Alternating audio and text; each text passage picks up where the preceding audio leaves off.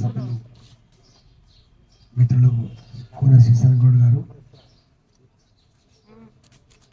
Bharatiya Janata party రాష్ట్ర నాయకులు మల్లారెడ్డి గారు, మల్లేష్ యాదవ్ గారు, భరత్ రెడ్డి గారు, గౌరవ కార్పొరేటర్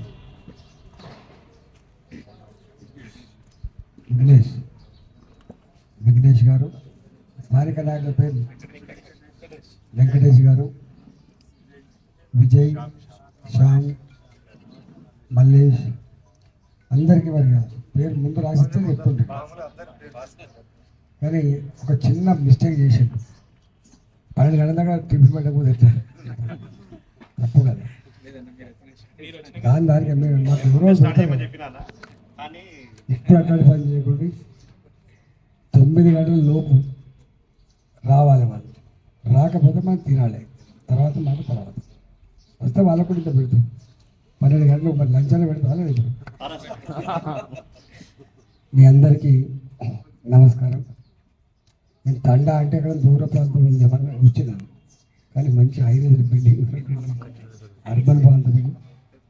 మొత్తం హైదరాబాద్లో అత్యధికంగా బిజినెస్ ఎంటర్ప్రీనర్షిప్ ఉన్నటువంటి ప్రాంతం. నా లంబాడా బిడ్డలు ఇంత గొప్పగా ఎదిగినందుకు సంతోషాన్ని వ్యక్తం చేస్తాను. అంటే ఇట్లా ఎదగాలి, ఊకే దరఖాస్తు ఇచ్చి దండం పెట్టి గరీబోళ్ళ గది అనే స్థాయికి కాకుండా మనమే 10 మందికి ఉపాధి కల్పించే స్థాయికి ఎదిగితే ఇదే నిజమైన డెవలప్మెంట్కి ఆస్కారం ఉంటుంది. కాబట్టి మీరు ఎదిగిన వాళ్ళుగా ఇంకో 10 తండాలకు ఆదర్శవంతంగా ఉండాలని చెప్పి నేను కోరుకుంటున్నా. మీకు తెలుసు, మొన్ననే అయోధ్యలో ఆలయాన్ని కట్టిన తర్వాత ప్రతి ఇంటికి తలబిడాలు పంపించారు మోడీ గారు.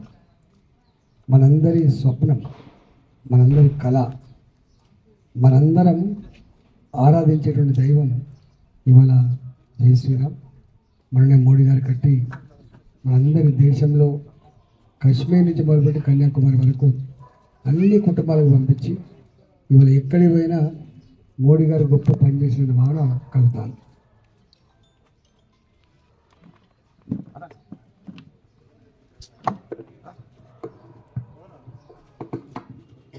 రెండవది, ఈ దేశంలో మోడీ గారు వచ్చిన తర్వాత ఎక్కడ బాంబుల పేర్లు లేవు, తుపాకీ తూటాలతో గతంలో అమాయకులను చంపే కంచెలు ఇప్పుడు లేదు. మోడీ గారు వచ్చినాక 10 ఏళ్లలో ప్రశాంతత ఎక్కడికి పోయినా కూడా గౌరవంగా జీవించేటువంటి పద్ధతి మోడీ గారు వచ్చిన తర్వాత వచ్చింది. మూడోది ఏమొచ్చిందంటే, మన ఈ మధ్యకాలంలో ఎక్కడో చైనాలో పుట్టింది ఆ రోగం, మాయరోగం, కరోనా. అది మన దేశానికి కూడా వచ్చింది.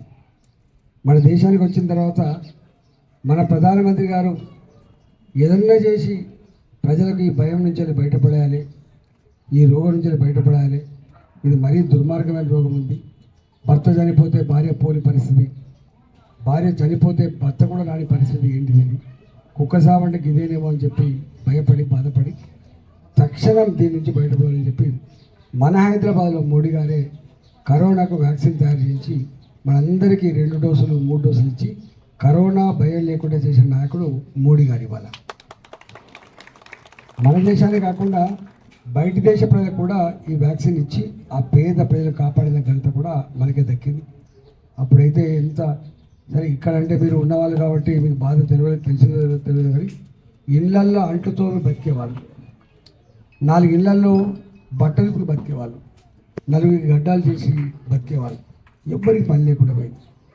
మనిషి కలవడమే నేరం అన్నట్టుగా దగ్గర కూడా ఇళ్ళలో రానియకుండా ఉన్న రోజులలో ఇవాళ మోడీ గారు ఉపాధి కోల్పోయి ఆకలితో ప్రజలు ఉండద్దని చెప్పి కేంద్రం ఎన్ని లక్షల కోట్ల రూపాయలు ఖర్చు పెట్టి మనిషికి 5 కిలోల బియ్యం చొప్పున 7 సంవత్సరాల నుంచి ఇస్తున్నాం.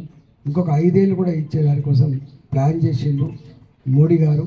ఆకలితో అలమటించకుండా చేసిన బిడ్డ మోడీ గారు ఈ దేశంలో.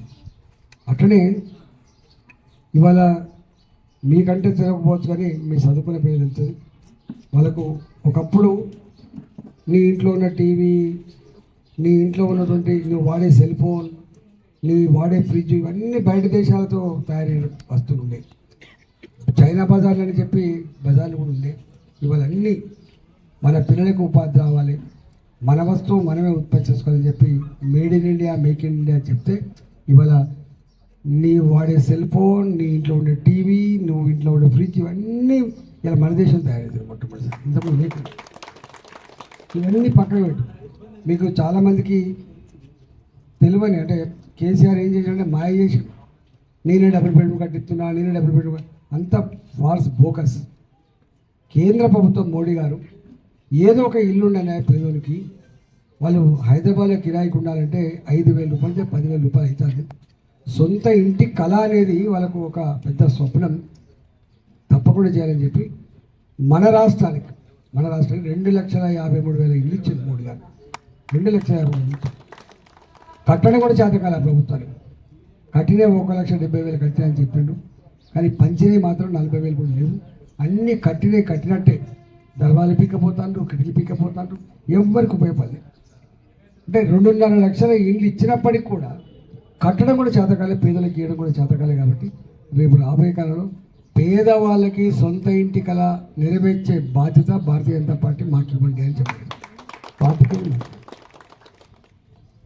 అట్లనే మీ చుట్టాలంతా ఊళ్ళో ఉంటారు. మనంతా ఇక్కడ కాదు, మనం ఎక్కడి నుంచో పొట్ట చేత పట్టుకొని మన ఊళ్ళల్లో నీళ్ళు వెళ్ళకపోతే, వ్యవసాయాలు సాగకపోతే, ఉపాధి లేకపోతే పొట్ట చేత పట్టుకొని వచ్చాం. సరే హైదరాబాద్కి వచ్చినాక ఇంత పెద్ద వ్యవస్థలో ఏదో ఒక ఉపాధితో మనం భక్తులు, కానీ ఇప్పటికీ ఊళ్ళల్లో మనోళ్ళు అక్కడే ఉంటారు. మీకు తెలుసు, గుడిసెలల్లో, రేకుల షెడ్లలో ఎవ్వరికి మరుగుదొడ్డు ఉండవు. ఎన్నికల లెక్క సాటు లేదు, కంచెలు లేవు, బాయిగడ్డలు లేవు, గుట్టలు లేవు, గ్రానైట్ వాళ్ళు గుట్టలు తవ్వకపోతాను. వ్యవసాయం పేరిట మొత్తం ఉన్న కంచెలు ఎగిరిపోయి మహిళలు బయలుపోయిపోవాలంటే పొద్దున 3 గంటలకు 4 గంటలు లేచిపోతుంది తప్ప వాళ్ళకు అది లేదు. మధ్యాహ్నం పూట ఎవరికైనా మోసం చేస్తే చచ్చిపోయే పరిస్థితి. అట్లాంటి పేదల గురించి ఎంతోమంది ముఖ్యమంత్రులు వచ్చిండ్రు, ఎంతోమంది ప్రధానమంత్రి వచ్చిండ్రు, ఎవరు ఆలోచన చేయలేదు. ఎక్కడో ఢిల్లీలో కూర్చున్నటువంటి మోడీ వీళ్ళ కోసం ఆలోచన చేశారు. మొత్తం దేశవ్యాప్తంగా స్వచ్ఛ భారత్ కింద ప్రతి గుడిసెకు, ప్రతి రేకుల షెడ్డుకు టాయిలెట్ కట్టించి మహిళల ఆత్మగౌరవాన్ని కాపాడే బిడ్డ మోడీ గారి వాళ్ళు 12 కోట్లు ఇవ్వాలి.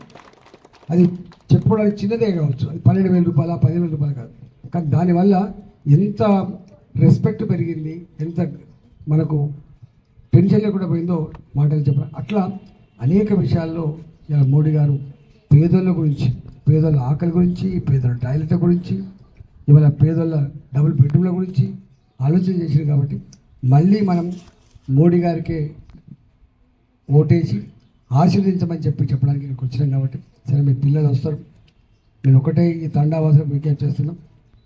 ఈ దఫా ఇలా బీఆర్ఎస్ పార్టీ ఉంది, మొన్నటి దాకా మళ్ళీ రాసి రంపాన పెట్టి ఎవడైనా గిట్లాడి కండు వేసుకుంటున్నా, నువ్వు ఎందుకు వేసుకుంటున్నావు, మీ అమ్మ పెన్షన్ తీసేస్తా అని చెప్పేది వాడు. నువ్వు కండు వేసుకుంటే నీ డబుల్ బెడ్రూమ్ కాదని చెప్పాడు, నీ పిఎం కార్డు రద్దు చేస్తా అని చెప్పాడు, తినేది మాసము, పాడేది వాళ్ళ పాట పాడతామని చెప్పాడు. అది చేసి రాసి రంపాన పెట్టి ఇవాళ కూలిపోతే ఎవడు దిక్కుది వాళ్ళు లేడు, ఎవడు ఉండలేడు. ఇప్పుడు అంటే గట్లాటోనికి సమయం వచ్చే ఇట్లా ఉంటుంది. అందుకనే స్వేచ్ఛగా ఎవరి పార్టీ వాళ్ళకు ఉంటుంది, ఎవరి జెండా వాళ్ళకు ఉంటుంది, ఎవరి రాజకీయాలు వాళ్ళకు ఉంటాయి. ఎందుకంటే నుంచి ఎవరికి నచ్చ వాళ్ళు పోటీ వేసుకుంటాం. కానీ నువ్వు నీ పెన్షన్ ఇస్తుంది, ఇంట్లోకి వెళ్తున్నావు బిడ్డ పెన్షన్. ఇవాళ మళ్ళా ఈ పార్టీ వాడు వచ్చింది, కాంగ్రెస్ పార్టీ. ఎన్ని ఇస్తా అని చెప్పి చూసినాను. ఆటో డ్రైవర్ అయితే 12,000 రూపాయలు ఇస్తా అని చెప్పి, రెక్కల కష్టంతో కూలి చేసుకునే వాళ్ళైతే 12,000 రూపాయలు అని చెప్పి. తెలంగాణలో ఏ ఆడబిడ్డకైనా, ఈ ఆడబిడ్డ ఆడబిడ్డ కాదు, ఏ ఆడబిడ్డకైనా కూడా ఇట్లా ఓట్లేసి గెలిపించు ముఖ్యమంత్రి కాంగ్రెస్ సంతకం పెడతా అని చెప్పి 2,500 రూపాయలు నెలకి ఇస్తా అని చెప్పి ఇస్తుండే అమ్మ. ఇక్కడ ఏమన్నా 2,500 రూపాయలు లేవు. ఇవాళ అనేక హామీలు ఇచ్చారు, అవన్నీ చెప్తే ఇప్పుడు ఉండదు. కాబట్టి ఈ అబద్ధాల మాటలు చెప్పి రేవంత్ రెడ్డి వచ్చాడు. ఇప్పటికి 100 రోజులు దాటిపోయింది, ఇంకొక 100 రోజులు పోతే నేను నిలబడతా. ఏం సార్ బిడ్డ, నువ్వు ఎన్ని హామీలు ఇచ్చినావు, నీ సంగతి ఏంది, మరి ఇస్తావా లేదని చెప్పి అడిగే పరిస్థితి. కాబట్టి నేను ఈ ప్రభుత్వం ఇచ్చిన హామీ అమలు చేయకపోతే మీ పక్షాన కొట్టాలి బిడ్డగా ఉంటా. ఇవాళ నరేంద్ర మోడీ గారు ఢిల్లీలో ఉంటాడు. కాబట్టి ఈ బస్తీల, ఈ గ్రామాల, ఈ పట్టణాల అభివృద్ధి కోసం నా వంతుగా మీ వెంట ఉండి అభివృద్ధిలో భాగం పంచుకునే భాగ్యం కలిగించాలని చెప్పి కమలం పువ్వు గుర్తు కొట్టాలని చెప్పి కోరుకుంటూ సెలవు తీసుకున్నా.